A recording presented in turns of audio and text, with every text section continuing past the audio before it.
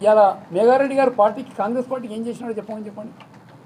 కాంగ్రెస్ పార్టీకి ఆయన అందించిన సేవ ఏంది ఒక మాట చెప్పండి. ఇలా ఒక బాగా సక్రమంగా జరుగుతున్నటువంటి కాన్స్టిట్యూన్సీని కేవలం డబ్బులు ఎరదూపి టికెట్ తెచ్చుకున్నారు. దాని తర్వాత ఈరోజు మళ్ళీ మా పైన బురద తల్లే ప్రయత్నం చేస్తున్నారు. ఇలా నేను చెప్పకూడదు, కానీ ఎవరైతే సర్వేల పేరిట వచ్చినారో వాళ్లకు డబ్బులు ఇచ్చి మాయమాటలు చెప్పి వాళ్ళను తప్పుడు సర్వేలు ఇచ్చే విధంగా మార్చుకున్నారు.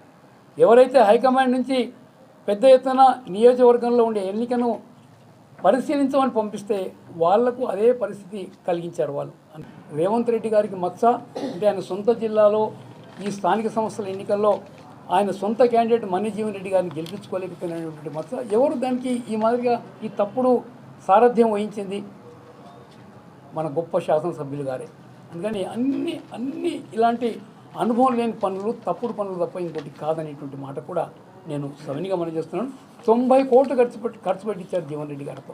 90 కోట్లు ఈ ఎమ్మెల్సీ స్థానానికి జీవన్ రెడ్డి గారితో చాలా డబ్బు ఖర్చు పెట్టించారు. ఆయన ఒక్కొక్క ఎంపీటీసీకి ఇస్తామని, మున్సిపల్ కౌన్సిలర్కి ఇస్తామని, జడ్పీటీసీకి ఇస్తామని వాళ్ళతో 5 లక్షలు 10 లక్షలు అట్లా తీసుకొని ఇచ్చింది 2.5-3 కన్నా ఎక్కువలే. మిగతా మిగిలించుకున్న డబ్బులన్నీ తెచ్చి మన వనపర్తి మున్సిపాలిటీలో కౌన్సిలర్లు కొనడానికి వాడినారు. టీఆర్ఎస్ కౌన్సిలర్ కొనడానికి వాడి వాళ్ళందరినీ పార్టీ మార్చుకొని వనపర్తి కౌన్సిల్ కాంగ్రెస్కి వచ్చిందని జబ్బలు దరుచుకున్నారనేటువంటి మాట కూడా మీతో మనం చేస్తున్నాను.